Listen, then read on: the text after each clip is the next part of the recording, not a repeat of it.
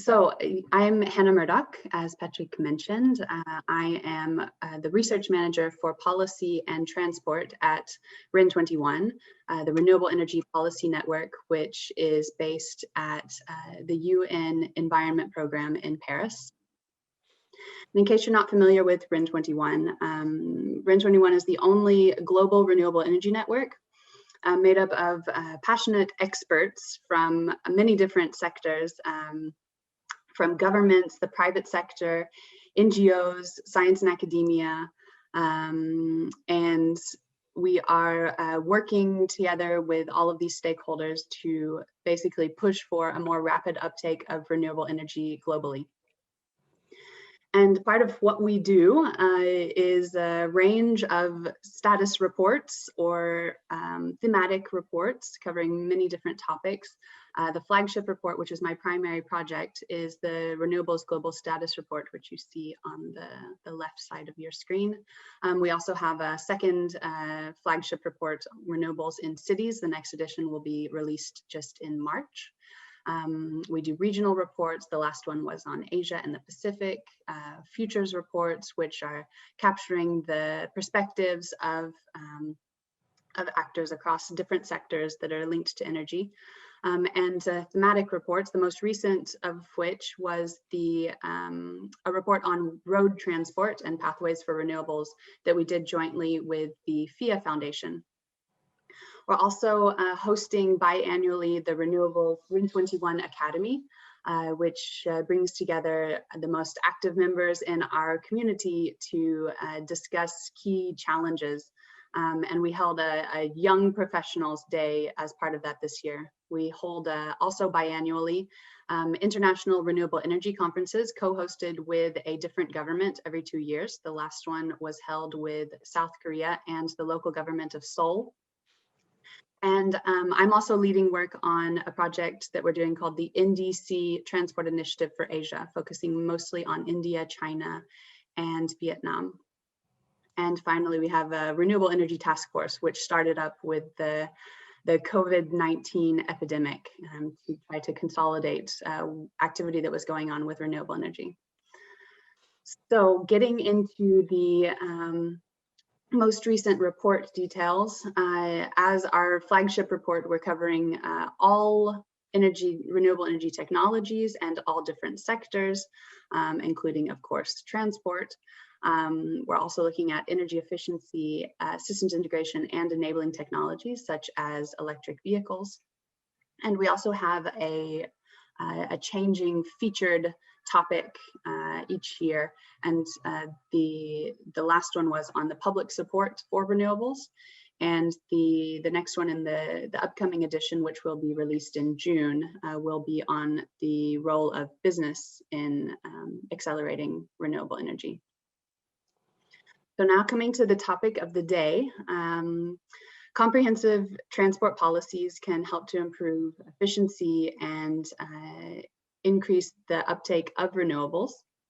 And they're a crucial tool in policy frameworks for the energy transition. So this means an integrated, holistic approach to transport and energy, which would include ambitious and binding targets to decarbonize across sectors, support policies and frameworks to help reach those targets, and support for sector coupling, the interconnection of different sectors, such as using renewable electricity for charging EVs, or using the batteries found in EVs as electricity storage capacity, recycling them to the grid, and of course, focusing on avoid, shift, and improve. All three have to be supported. You're probably familiar with the avoid, shift, improve framework.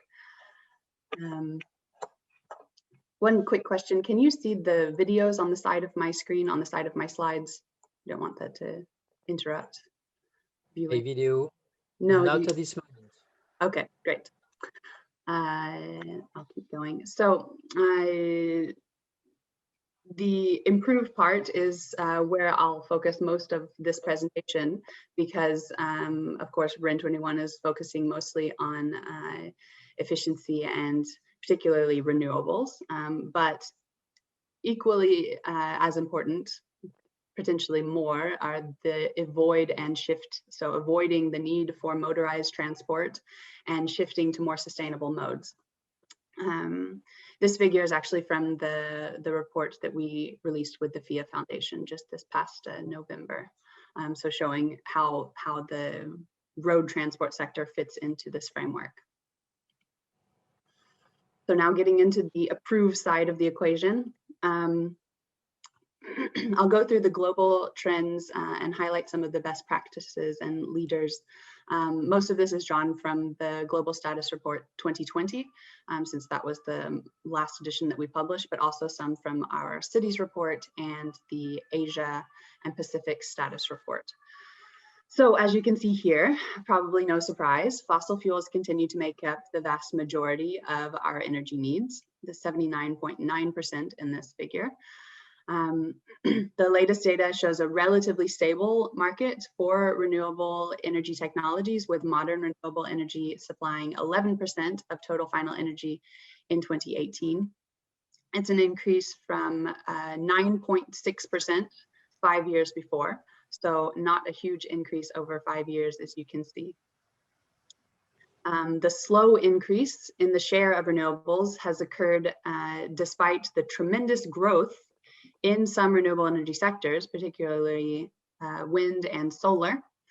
Total demand for renewables grew about 4% annually over this 5-year period, and nearly half of that growth was from the consumption of electricity from wind and solar PV. Also during that period, the total final energy consumption grew 1.4% annually. So while renewable energy increased at nearly 3 times the rate of the total final energy consumption, it accounted for 29% of the total increase in the demand. But this means that other sources of energy, particularly fossil fuels, which you can see in the gray bars in this chart, accounted for 71% of the total increase in energy demand. And this highlights the challenge that renewables face in gaining greater shares in total final energy consumption. The slow progress points to the complementary roles of energy efficiency in particular, along with renewables in reducing the contributions of fossil fuels in meeting global energy needs. And by far, the largest energy demand has been seen in the transport sector, the largest growth in the sector. And the vast majority of that demand has been met by fossil fuels. So again, the gray part is fossil fuels. And you can see that electricity growth has seen a lot in renewables, but lesser for heating and cooling and for transport. So while it looks that CO2 emissions may be leveled off in 2019 and 2020 as a result of higher energy consumption in leading up to 2018, global energy-related CO2 emissions increased, and we may see similar increases with recovery and an increase in economic activity. Also importantly is that coal-fired power generation continues to be the single largest emitter, accounting for 30% of all energy-related CO2 emissions. This is the red and orange part of this figure.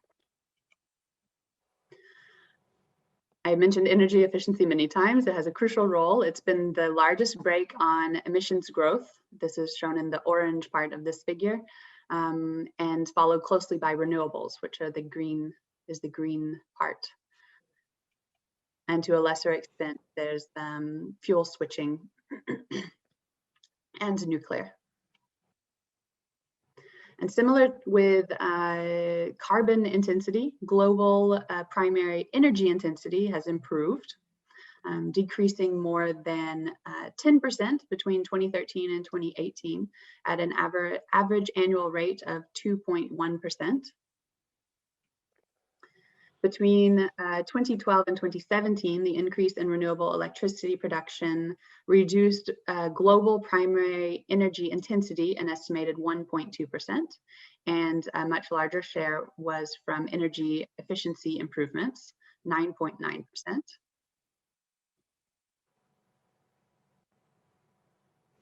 More than 200 gigawatts of new renewable power generation capacity was installed in 2019. There may be more in 2020. We're still crunching those numbers for our next report. But in 2019, 57% of the renewable power capacity additions were from solar PV, 30% from wind power, and 8% from hydropower. Installations were well above the 2018 levels and maintained more than the 8% average growth rate of installed renewable power capacity over the previous 5 years.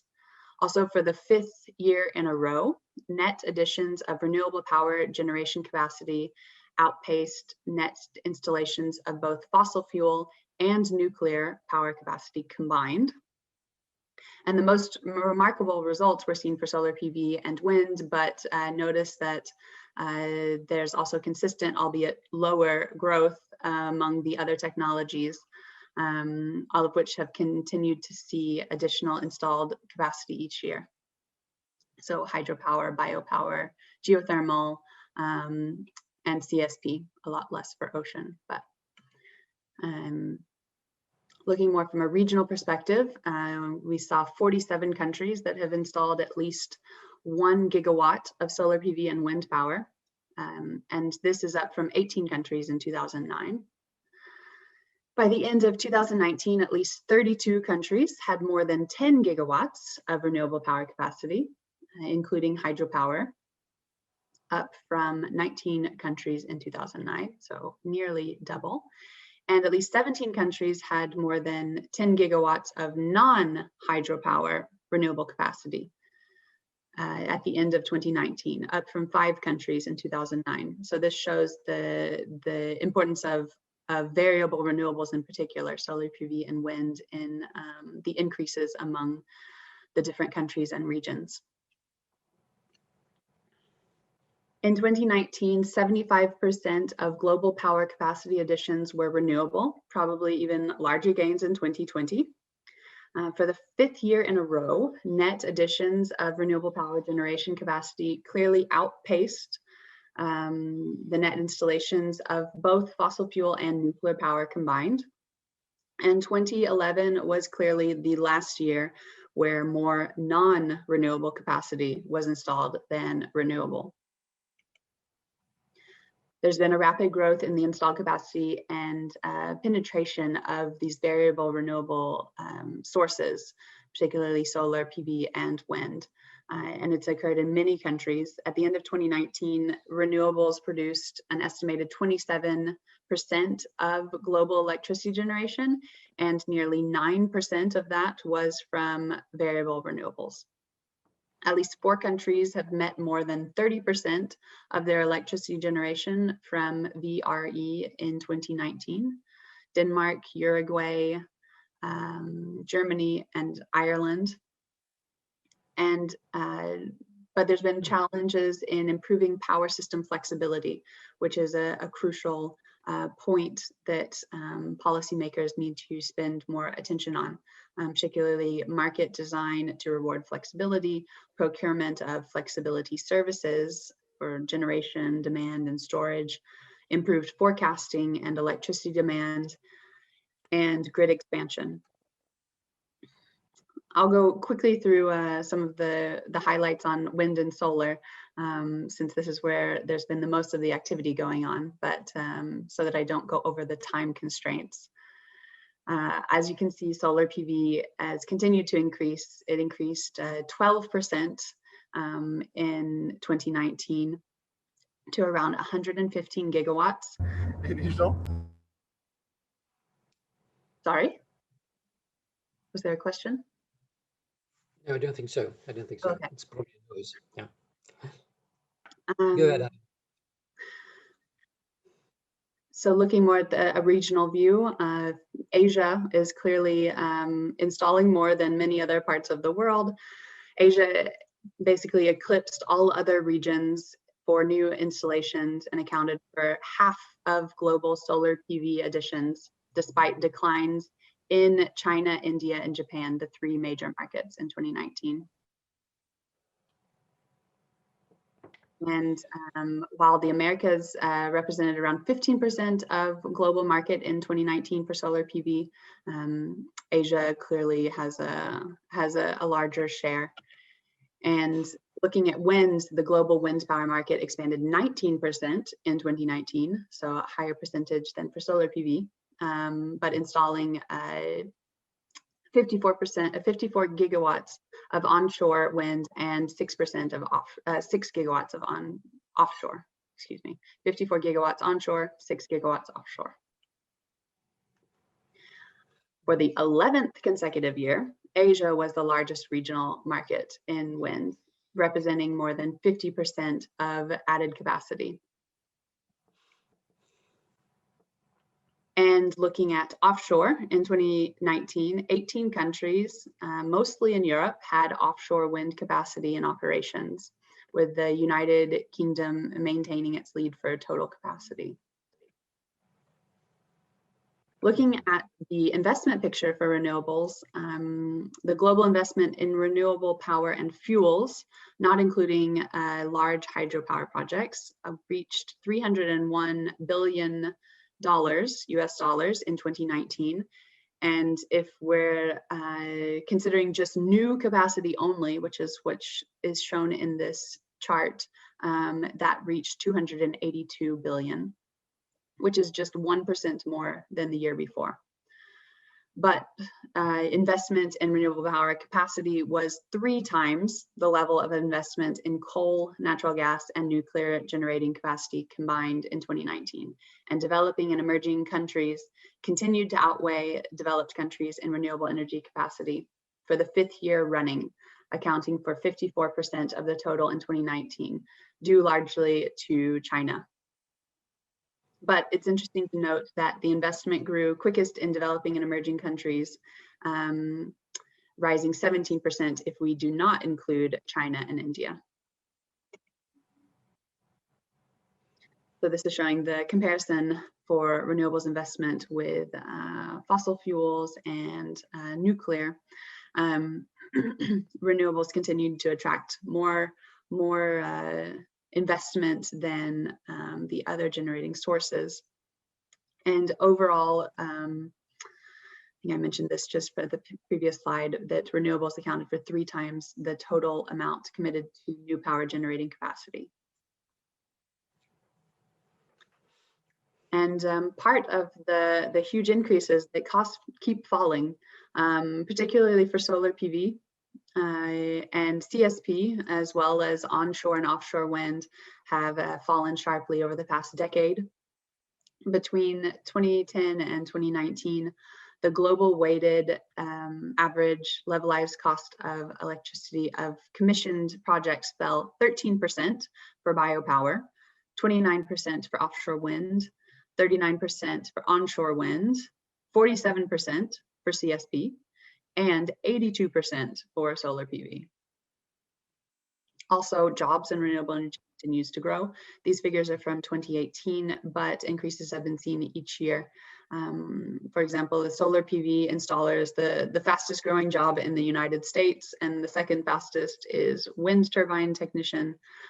This is similar in many other parts of the world. And all of this progress in the energy transition is, of course, opening opportunities for powering the increase in EVs with renewable power as part of an integrated approach to the transport sector. Globally, the use of renewable electricity in transport increased 11% in 2018, but still has remained relatively low overall. Until recently, electricity use in urban transport was limited mainly to light rail, trams, urban trains, metros, but the sector has, of course, continued to open to more fully electrification with plug-in hybrids, fully electric passenger cars, and other forms of e-mobility, including the new mobility services becoming more and more commonplace. The stock of electric cars, passenger EVs, increased 40% in 2019, up more than 2 million from 2018. We saw, again, we've seen that increases similar to these occurred in 2020. The growth was lower in 2018, lower than in 2018 for 2019, when the global stock saw a jump of 63% over the previous year. And in 2019, electric cars still comprise just a very small share of all passenger vehicles at just 0.6% of the global stock. Share of electric cars in new car sales reached 2.5%, which was a record high, maybe higher this past year. And China was, of course, home to a large proportion of these. 47% of the global electric car stock by the end of 2019 was in China, followed by Europe with 25% and the United States with 20%. Norway is still the leader in the share of electric cars in the overall car sales, followed by Iceland, the Netherlands, and Sweden. And variable renewable electricity was increasingly supplied to EV charging networks during the past years. The majority of electric buses are found in China as well. The sales of electric buses declined for the fourth consecutive year. In 2019, it was a 20% decrease in China. India increased its stock of electric buses, and Europe's stock increased 60%. Compared to 2018. While in North America, about 1,900 buses were in operation at the end of 2019.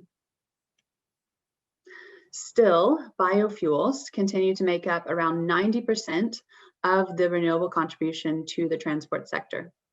The global production of liquid biofuels increased 5% in 2019.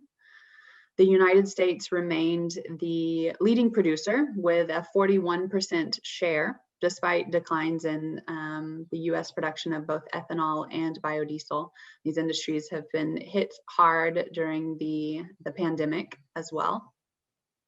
The next largest producers were Brazil with 26% of the market, Indonesia, China, and Germany. And in 2019, ethanol accounted for around 59% of biofuel production, with biodiesel accounting for 35%, and other biofuels included biomethane and a range of advanced biofuels, but their production remains pretty low, less than 1% of the total biofuels production. And despite the increases in production in recent years, the growth in the use of biofuels in transport remains pretty stagnant, constrained by policy uncertainties in many countries and slow progress in developing renewable fuels and advanced biofuels for markets such as aviation. The progress in biofuels and EVs and renewable power has been really tremendous, but it's not made much of a dent yet in the total final energy consumption, with the exception of the power sector, which is now at 26% renewable energy. Heating and cooling, so thermal applications in buildings and industry, made up 51% of total final energy consumption. And 32% of total final energy consumption has gone to transport. The vast majority of heat and transport needs continue to be met by fossil fuels, particularly in the transport sector, which continues to have the lowest share of renewable energy. The global energy demand in transport increased 2.2% between 2007 and 2017. But the renewable share of transport has remained at around 3%. It was 3.3% in 2017, and that was just slightly up from 3.1% 2 years before. So really very little movement.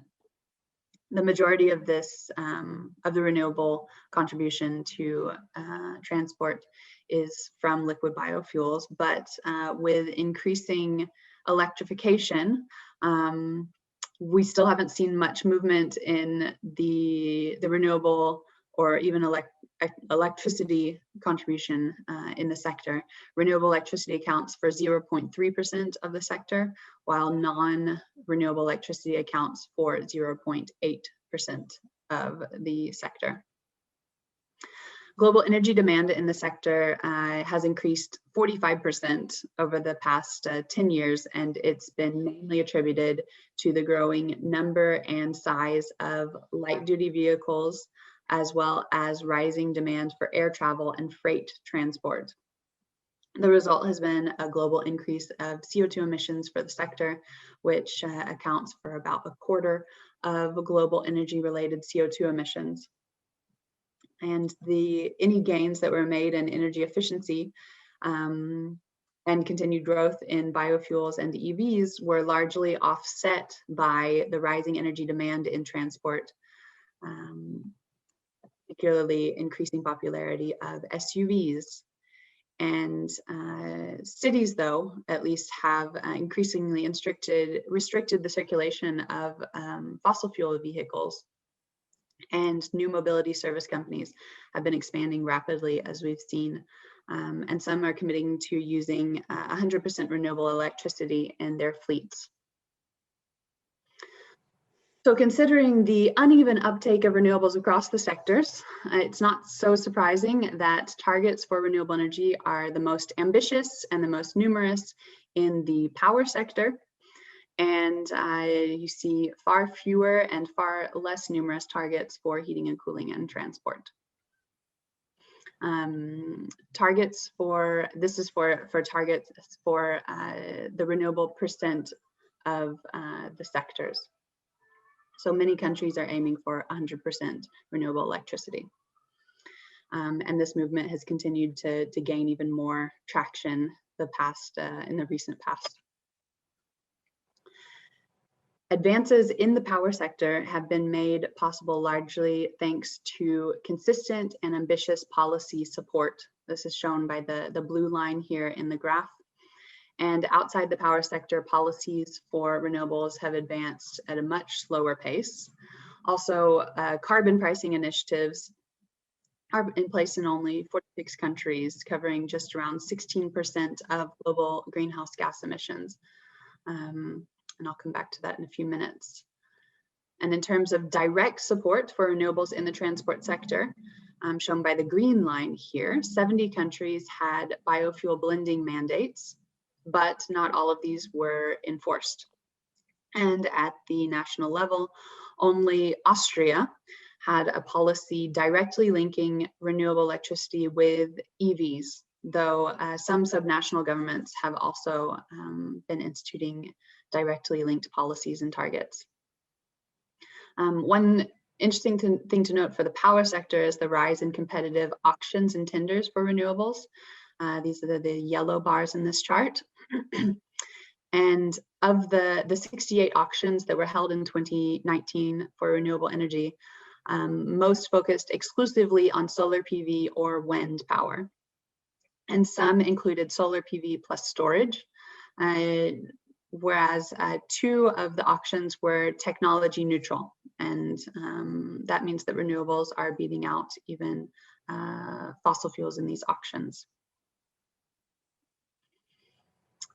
Looking specifically at the transport sector here, policy support for increasing the share of renewables in transport has been pretty static, as I've already mentioned. Biofuels are remaining basically the central component of national renewable transport policy frameworks. This is not touching on EVs yet, but I'll come to that next. And no additional countries have adopted biofuel blending mandates in 2019.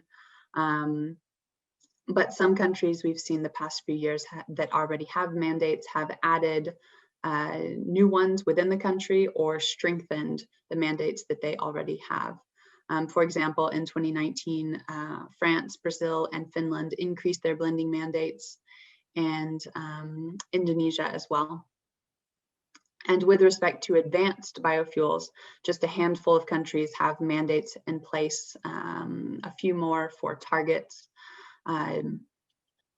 But at most of the targets and existing mandates are in Europe for advanced biofuels. And at the subnational levels, cities are able to support the implementation of national and state or provincial level mandates by, for example, adopting their own mandates at the local level. For example, in Kenya, this has been seen, or taking advantage of the local production of biogas to meet mandates set at higher levels of government.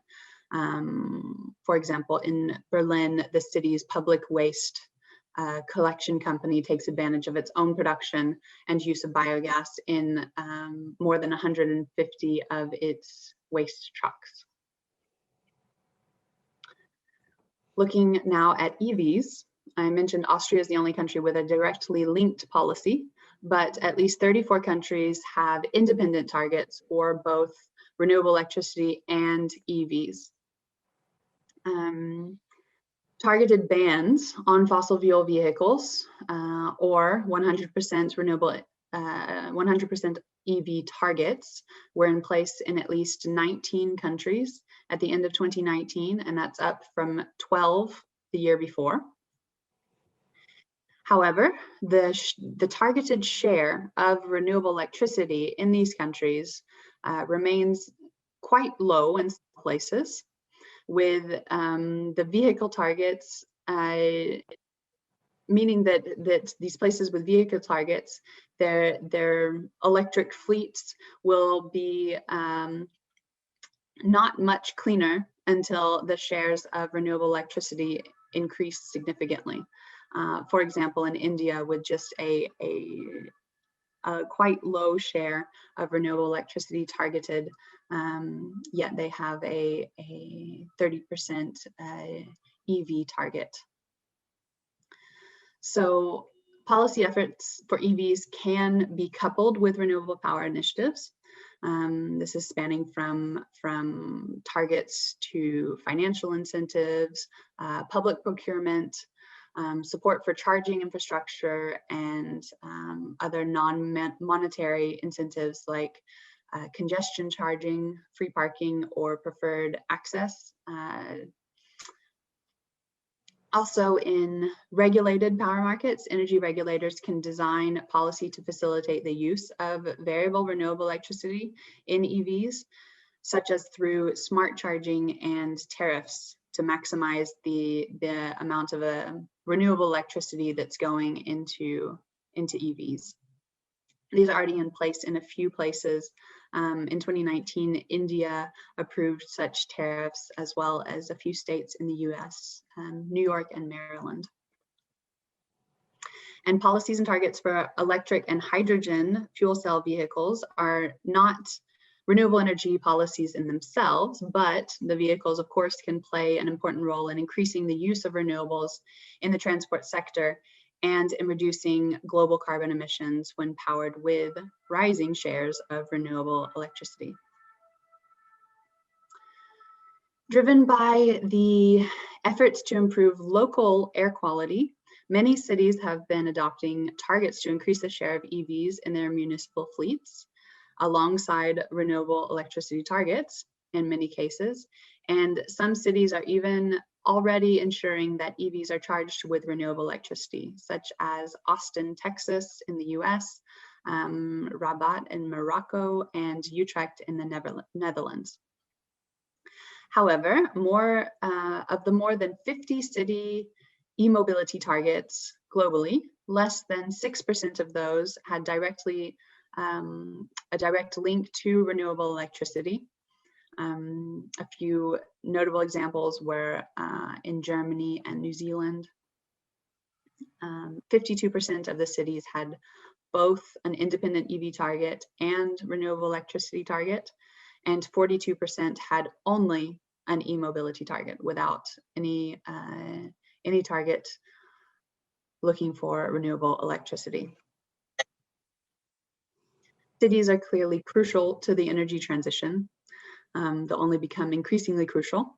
They account for around 65% of global energy demand, 75% of energy-related CO2 emissions, and are home to more than half of the world's population. Some cities are able to accomplish more ambitious goals than their national or state provincial counterparts. And they're also often to more easily directly link support for renewables in transport. By the end of 2018, at least 100 cities worldwide were sourcing 70% or more of their electricity from renewables.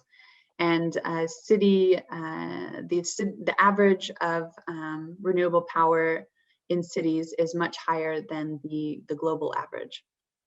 More than 40 cities were already entirely powered by renewables, the majority in Latin America. Many cities are going to these efforts in large part because they're facing huge problems with local pollution. This is one of the main reasons they're also targeting EVs. Much of the burgeoning growth in Asia is centered in cities, and the region is home to a majority of the world's large urban agglomerations. So the region, of course, faces significant challenges in addressing pollution and poor air quality for its citizens. Asia is home to 93 of the top 100 most polluted cities in the world, 56 of which are in China and 17 in India. This is a picture coming from Gurugram in the suburb of New Delhi, the world's most polluted city. And with the largest share of the world population, economies in Asia are facing a particularly enormous challenge in moving both people and goods. Although most road transport policy applies to either biofuels or EVs specifically, some policy affects the uptake of both biofuels or EVs, including fuel emission standards, creating low emission vehicle zones, congestion charging, and in some cases, fossil fuel vehicle bans. Fuel economy policies for light duty vehicles, however, exist in only 40 countries and have been largely offset by trends toward larger vehicles, particularly problematic with the increasing popularity of SUVs. And only 5 countries have fuel economy standards for trucks, although this makes up the majority of the market. Canada, China, India, Japan, and the United States are those 5 countries.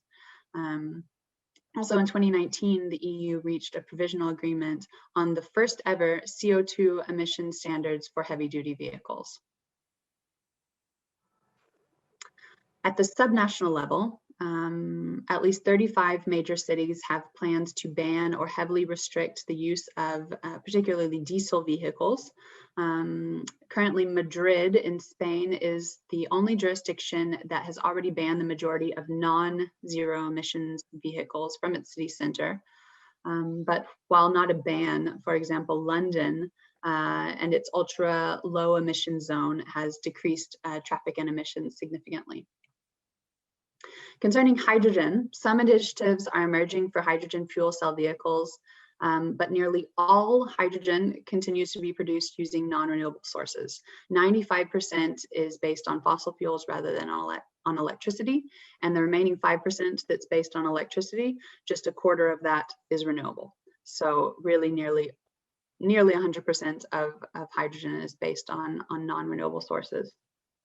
There have been some renewable hydrogen initiatives that have been beginning to appear, particularly in Australia, in the EU and New Zealand, whereas other countries that are promoting hydrogen are not specifically promoting renewable hydrogen, such as in Japan, China, South Korea, and these are the 3 of Asia's largest economies undertaking non-renewable hydrogen initiatives.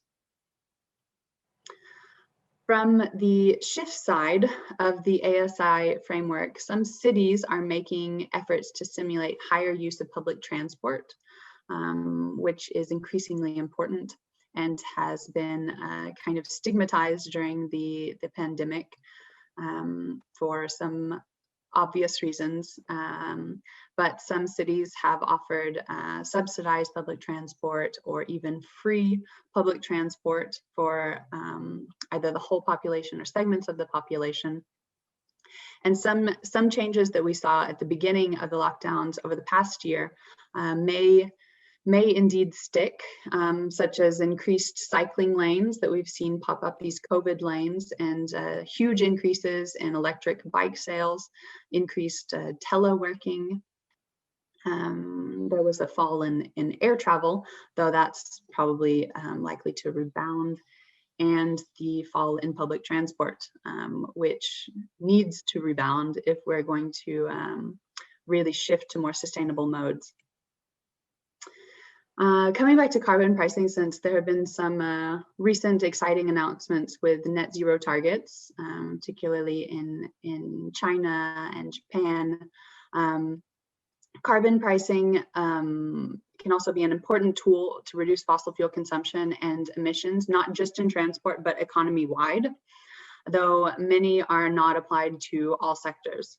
In some cases, the transport sector may be exempt.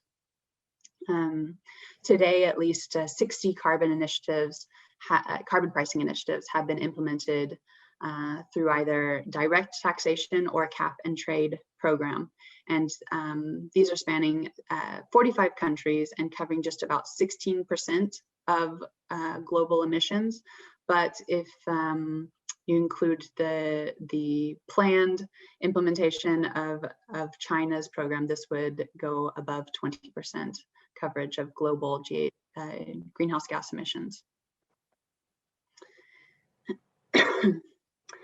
And finally, another factor to mention that continues to hold back the energy transition across all sectors, not just in transport, is that renewable energy is not competing on a level playing field. Whether supported by subsidies or not, low fossil fuel prices encourage further demand for fossil fuels and challenge renewable energy markets, especially in the heating and transport sectors. Global subsidies for fossil fuel consumption are more than $300 billion US. And to put that in context, that's about double the estimated support for renewable power generation. The true cost, of course, of fossil fuel subsidies is really more in the trillions of US dollars if you consider all of the negative externalities. And while about 40 countries have undertaken some kind of fossil fuel subsidy reform since 2015, the fossil fuel subsidies still remain in place in over 100 countries, and at least 70 of those countries provide subsidies of more than $100 million US each. Additionally, the coal industry and major oil and gas companies are spending $200 million at least each year lobbying to delay, control, or block policies that are aimed at addressing climate change. And looking at the BRICS and OECD countries, this is from 2015-2016 subsidies, but those that were identified in urban areas, they were most prevalent in the transport sector, accounting for 1/3 of all fossil fuel subsidies and averaging an estimated $13.8 billion US. In terms of the recovery efforts, they've been mainly lacking and mostly not green. This is the brown parts of the chart that are lower here. And now in conclusion, and I'd be happy to answer any questions, I guess there are many things that are necessary to help advance the energy transition in the transport sector. Governments can't turn their backs on the growing worldwide calls for immediate action to address climate change, and this necessarily includes efforts to increase renewable energy and efficiency. We have just over just under a decade to act in order to avoid the worst effects of climate change. And current policies in the energy sector do not support scaling up renewable energy and efficiency fast enough across all sectors to meet global climate goals. Renewables in the power sector are expanding rapidly, but more is needed to grow renewable energy in the other more difficult to decarbonize sectors, such as transport, which accounts for a third of energy demand.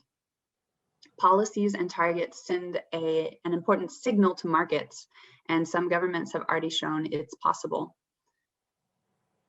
So to spur the growth of renewable energy and efficiency, governments need to set more ambitious targets, build comprehensive and integrated support policy frameworks that cover all sectors and include climate and decarbonization policies, as well as a plan to phase out fossil fuel subsidies as quickly as possible.